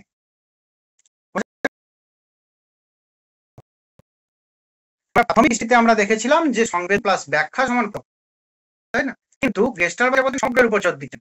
এই সংবেদন ব্যাখ্যা এই বিষয়ের উপর জোর দিচ্ছে কারা না অনুষঙ্গবাদীরা। যেমন যে বাড়ির উদাহরণটা, এখানে কিছু ব্যাপার আছে, দৃশ্যকরণ, বিধরীকরণ, অনুষঙ্গ বহিক্ষেপণ, স্থানকালীনদের বিশ্বাস, এর মাধ্যমে আমরা প্রত্যক্ষ গঠন করি বিদ্যের কথা। প্রত্যক্ষকে সর্বসঙ্গে কি বলা হচ্ছে যে উপস্থাপনমূলক আর পুনরুস্থাপনমূলক বা প্রতিনিরূপণ, রিপ্রেজেন্টেটিভ। যে যখন কি হয় আমরা কোনো বস্তু ইন্দ্রিয়ময় উপলব্ধি হয়, একটা সামনে থাকে উপলব্ধি হচ্ছে, আর কি উপলব্ধি হওয়ার সঙ্গে সঙ্গে অতীতের স্মৃতিও আমাদের আছে সেই বস্তু সম্পর্কে। প্রকৃতি সম্পর্কে বিশ্লেষণাত্মক প্রকৃতি, এটা সংশ্লেষণাত্মক প্রকৃতি কিনা, এটা বিশ্লেষণাত্মক প্রকৃতি বলা হচ্ছে, সংশ্লেষণাত্মক প্রকৃতি বটে, কিন্তু বিশুদ্ধ হচ্ছে সংশ্লেষণাত্মক প্রকৃতি। তো এই সংশ্লেষণাত্মক যে প্রকৃতি বা প্রত্যক্ষ, সেটা দুটো দিক আছে, মূলক দিক আছে। তো আমরা যে বস্তু হয় সেটা নির্বাচনমূলক আর একটা পদায়ক। নির্বাচনমূলকটা কি না, প্রতিনিয়ত আমরা আমাদের উদ্দীপনা আসলে আমরা তার মধ্যে নির্বাচন কিছু কিছু প্রত্যক্ষ হয়। ওই যে বলছিলাম যে এই টাইমে একটা টাইমে আমরা অনেক কিছু আমাদের সামনে আছে, অনেক কিছুরই সংবেদন হচ্ছে, কিন্তু দেখো প্রত্যক্ষণ হচ্ছে সমগ্র রূপে, ধরো যেগুলো মেন সেগুলোই। আবার কি অর্থ কি প্রত্যক্ষ সংবেদনকে নিরর্থক থেকে একটা অর্থ থাকে, জাস্ট ওই শিশুর উদাহরণটা তো বুঝতে পারবে। তো প্রত্যক্ষটাকে কি অর্থপূর্ণ করে, এই অর্থ নির্ভর ব্যক্তি পূর্ব অর্থ নির্ভর করে কি ব্যক্তি পূর্ব অভিজ্ঞতা, আগে যে অভিজ্ঞতা করেছে সেই অভিজ্ঞতা শিক্ষা, দৃষ্টিভঙ্গি, মূল্যবোধ, তার জন্য কি একই বস্তুর ভিন্ন ভেদে ভিন্ন হয়, তাই না? যে আগের দিন একটা উদাহরণ বললাম যে গোলাপ ফুলের প্রত্যক্ষ এটা কিন্তু ভিন্ন ভিন্ন ব্যক্তির কাছে ভিন্ন ভিন্ন ভাবে উপস্থাপিত হতে পারে, বা গোলাপ ফুলের প্রত্যক্ষ বিভিন্ন ব্যক্তির কাছে ভিন্ন ভিন্ন রূপে হতে পারে। যাই হোক, এরপর তুলনা বলেছিলাম প্রকৃতি কি জটিল মানসিক অবস্থার দিকে কি এটা হচ্ছে অব্যাখ্যাত চেতনা, এটা ব্যাখ্যাত চেতনা। জ্ঞান দিক থেকে কি জ্ঞান নয়, এটা জ্ঞান স্বরূপ। চেতনার দিক থেকে কি এটা অমূর্ত অ্যাবস্ট্রাক্ট, আর এটা প্রত্যক্ষটা কি মূর্ত।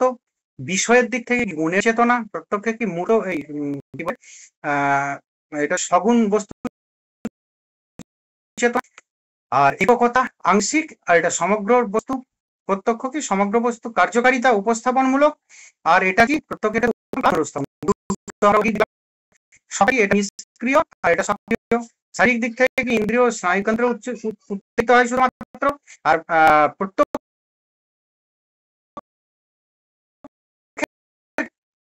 এর সঙ্গে যে সব কেন্দ্র উত্থিত হয়। আর গেস্টাল মতবাদের মূল কি? এর মতবাদ হচ্ছে ভার্ডেইমার, কাফকা এবং কোয়েলার। আর গেস্টাল শব্দের অর্থ কি ঐক্যবোধ।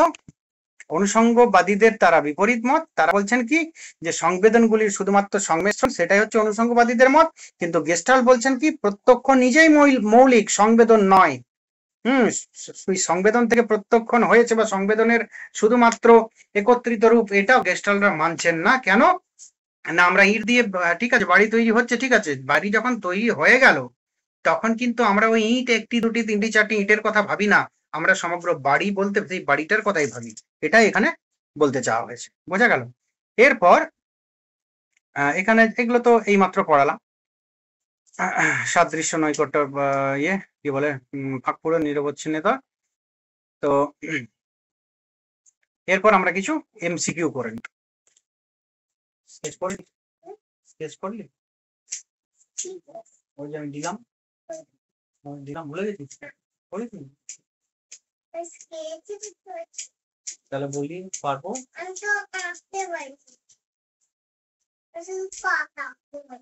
ওটাই এটা বলো নয়ারটা।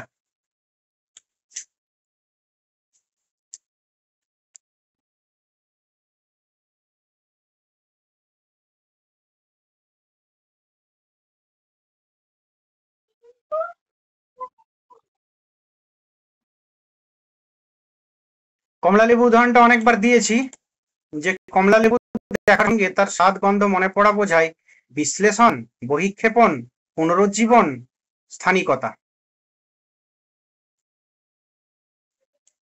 পুনরুজ্জীবন এটা কি বললে তুমি প্রকাশ? ঠিক আছে, তোমার ওই একটু অসুবিধা হচ্ছে মাঝে মাঝে, ওই নেটওয়ার্ক মনে হয় প্রবলেম আছে তোমার। যাই হোক, এটা তো সিম্পল।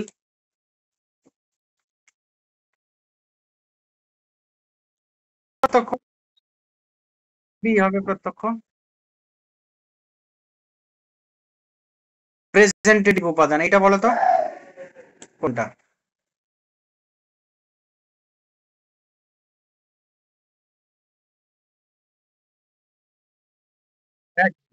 হ্যাঁ, তো আমার সামনে যেটা আছে এটা বললাম এই জন্য যে এখানে সবগুলো কথা একসঙ্গে দিয়ে আছে, অতীত স্মৃতি, পূর্ব অভিজ্ঞতা, বর্তমান সংবেদন।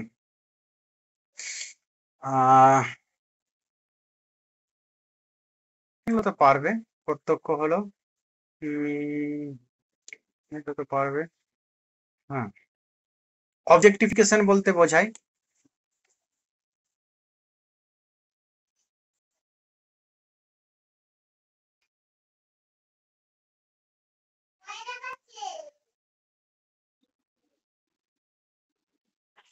হ্যাঁ বলো।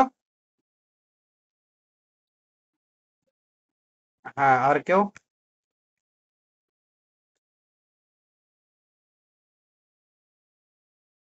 আর কিছু?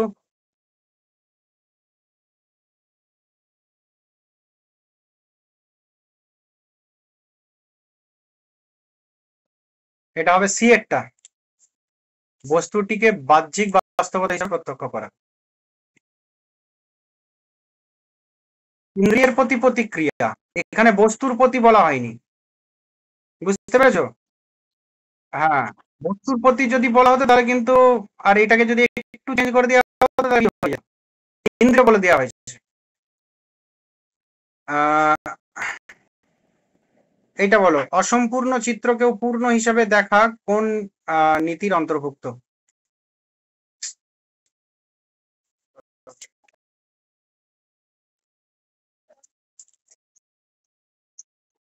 হ্যাঁ, ক্লোজার। না, ক্লোজার হবে কি? সাদৃশ্য হলো, প্রক্সিমিটি হলো,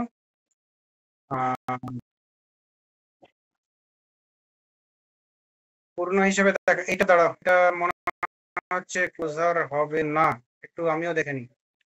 এটা হচ্ছে ক্লোজার হবে না, অসম্পূর্ণ হয়ে গেল।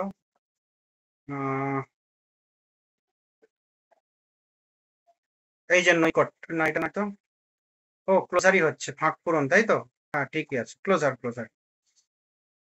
প্রক্সিমিটি হবে, ক্লোজার ঠিক। এটা 22-এরটা উত্তর বি, ঠিক আছে, 22-এরটা ক্লোজার। আচ্ছা, 20-টা বলো তো।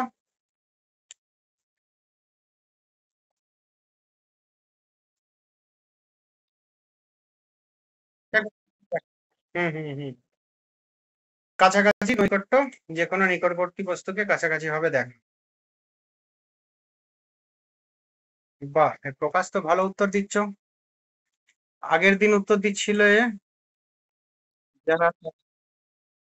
হ্যাঁ বলো,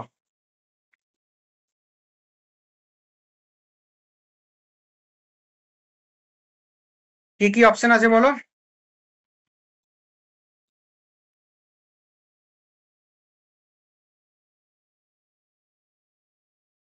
গুণ, তীব্রতা, ওখানে পাওয়া যায় না গুণ, তীব্রতা। গুণ, তীব্রতা, আরেকটা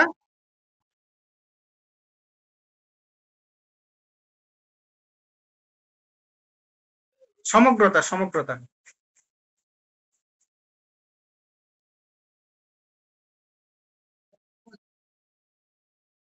আচ্ছা বলছি, গুণ, আমরা সংবেদনে তো গুণ পাচ্ছি সেটা আমরা জানি, এবং গুণগুলো তীব্রতার ভিত্তিতে পার্থক্য, সেটাও আমরা আগের দিন সংবেদনে দেখেছি যে আমরা ধরো একটা লাইট জ্বালালাম, দুটো লাইট জ্বালালাম, তার পার্থক্য বুঝতে পারলাম।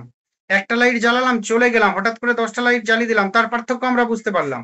কিন্তু 100টা লাইট জ্বালানো আছে, একটা লাইট জ্বালালাম, সেই ক্ষেত্রে আমরা পার্থক্য বোঝাই না ঠিক কথায়।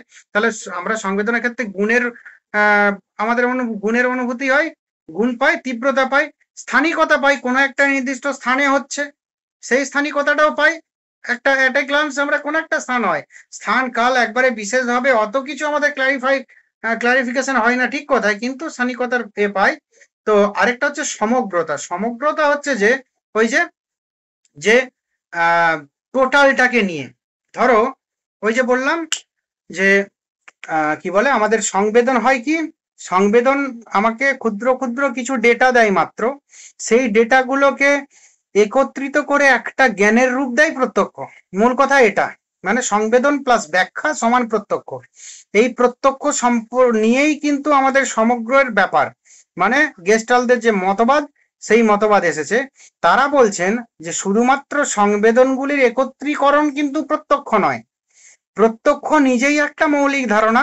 হ্যাঁ, যেমন আমি বললাম যে সংবেদন হচ্ছে যখন একটা বাড়ি তৈরি হচ্ছে, ইট এবং সিমেন্ট দিয়ে দিয়ে আস্তে আস্তে একটা দুটো চারটে করে ধাপে ধাপে ধাপে ধাপে ধাপে ধাপে বাড়িটা তৈরি হলো।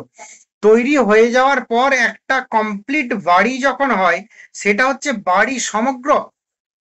সেটা কিন্তু আমরা এরকম দেখবে বলি না যে ওই যে বাড়িটা, এই বাড়িটা যখন বলি আমরা কিন্তু ওই বাড়িটা সমগ্র বা ওই ফ্ল্যাটটা সমগ্র রূপে এরকম ভাবেই আমরা কিন্তু প্রত্যক্ষ করি বা বলিও, ভাবিও। আমরা কিন্তু তখন এরকম ভাবি না যে এটা কটা ইট দিয়ে গঠিত হয়েছে, এটা আস্তে আস্তে ইট দিয়ে ধাপে ধাপে গঠিত হয়েছে, এই ইটটা 1 নাম্বার ছিল কিনা, এত কিছু আমরা সেই টাইমে ভাবতে যাই না। আমরা বলি হাওড়ার ব্রিজ, হাওড়ার ব্রিজ একটা সমগ্র রূপে একটা হাওড়ার ব্রিজ, দেখো একটা হাওড়ার ব্রিজ বলার সঙ্গে সঙ্গে সবার হাওড়ার ব্রিজটা দেখো মাথায়, তো একটা সমগ্র রূপে। সেখানে কিন্তু আমরা এরকম ভাবতে যাই না যে ওই একটা এতগুলো পিলার আছে, এতগুলো পিলারের সঙ্গে এত রড আছে, এত নাট বোল্ট আছে, এরকম কিছু নয়। বোঝা গেল?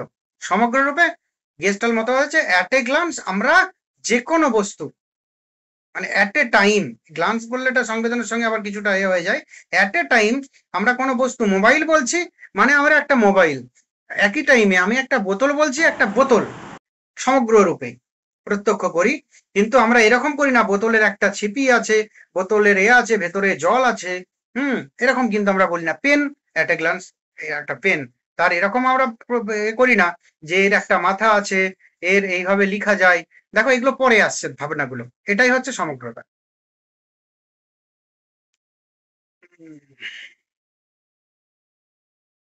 এই তো এইটা পড়ালাম, এইটা বলো তো। গেস্টাল্ট মতে শিশুর প্রথম প্রত্যক্ষ কি? হ্যাঁ, প্রথম প্রত্যক্ষ অর্থপূর্ণ, এটা আমরা পড়ালাম একদম। তো এই যে আমরা একটি গান শুনি এবং পরিবেশের অনুষঙ্গ পাই, এটা কোন ধারণার উদাহরণ?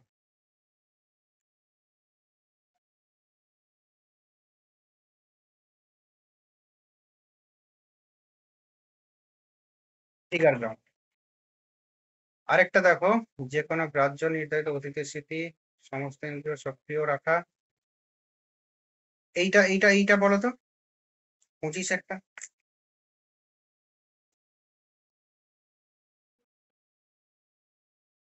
এটার অর্থটাই। উম, এখানে একটা ফিগারের ব্যাপার আছে, এইটা বলো তো, 16টা।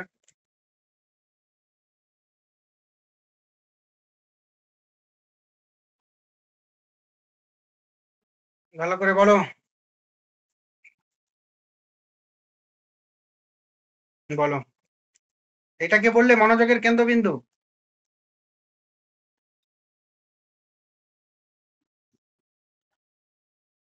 ফিগার, আমরা ফিগার কথাটা কোথায় পেয়েছিলাম? যে আমরা একটা, ধরো আমরা 7টা তারা দেখলাম, আমরা সপ্তর্ষি মণ্ডলের একটা ফিগার অনুমান করলাম, তাই না? ফিগার রূপে আমরা দেখছি, মনে পড়ছে?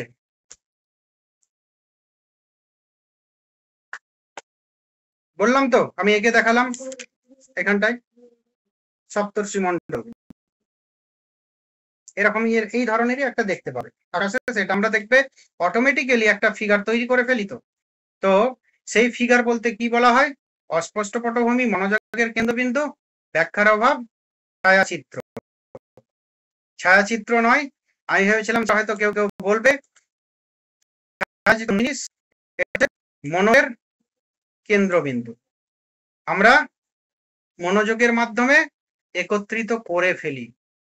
আমরা বৃত্ত আছে, একাধিক আছে, বাকি দিকটা আমরা অটোমেটিক্যালি ভেবে ফেলি।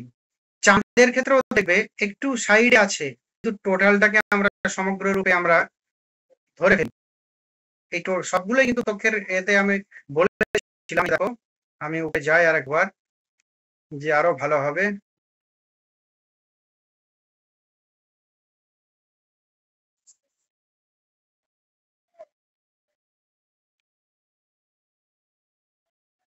দেখো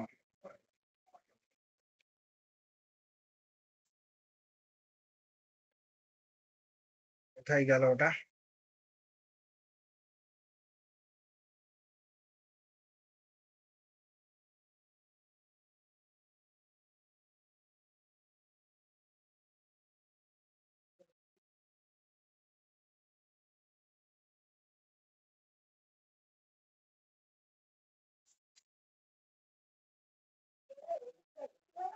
পশ্চাৎপদ ফিগার এরপরে থাকবে। হ্যাঁ, গেস্টাল্টের যে মত, সেই মতে দেখো যে এখানে শিশুর প্রত্যক্ষ আমরা কোশ্চেন পেয়েছি। এখানে দেখো একটা হচ্ছে নৈকট্যের কাছাকাছি, হুম 7টি নক্ষত্র কাছাকাছি থাকলে সপ্তর্ষি মণ্ডল দেখি, সেটা কি?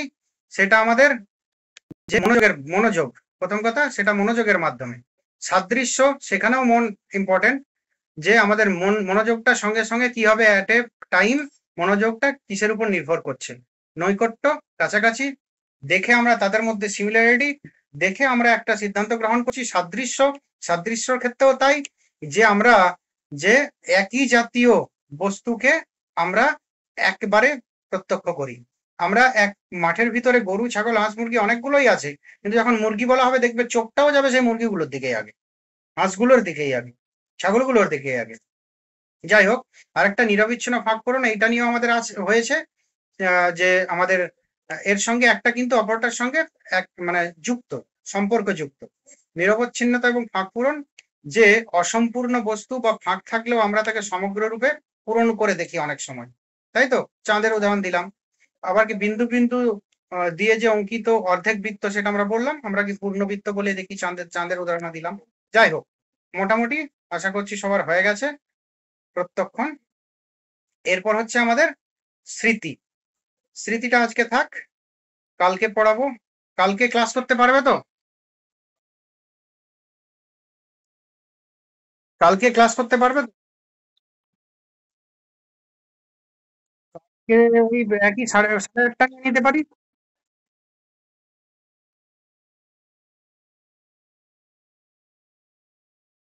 আচ্ছা,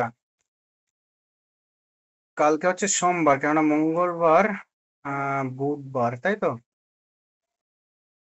তোমাদের আগের হয়েছিল আগে, আগের একটা ইয়ে, মনে হয় তোমাদের মক টেস্ট বাকি আছে না আগের সপ্তাহে? হ্যাঁ, তোমাদের মক টেস্ট, তাহলে এক কাজ করো তো, কালকে তোমাদের একটা পরীক্ষা নিয়ে নি, পরীক্ষাটা নেব। তোমাদের মনে হয় ক্লাস ক্লাস করে দিয়েছিলাম বুধবার, একটা আগের দিন করে দিয়েছিলাম। ঠিক আছে, কালকে একটা মক টেস্ট নেব 50 নম্বরের,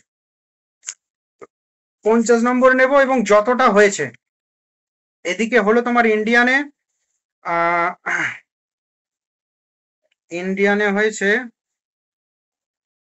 4 ভাগ, জৈন আর বৌদ্ধ, তাই তো? বৌদ্ধ আর প্রথমের বেদ উপনিষদ, যে প্রথমের পাঠটা। আর তোমাদের এদিকে এথিক্স, আর এদিকে তোমার সাইকোলজির হচ্ছে যে সংবেদন প্রত্যক্ষণ, 3টে পদ্ধতি, মেথডস, আর হচ্ছে যে আর পারসেপশন। ঠিক আছে, তাহলে কালকে তোমাদের একটা 50 নম্বরের পরীক্ষা নেব।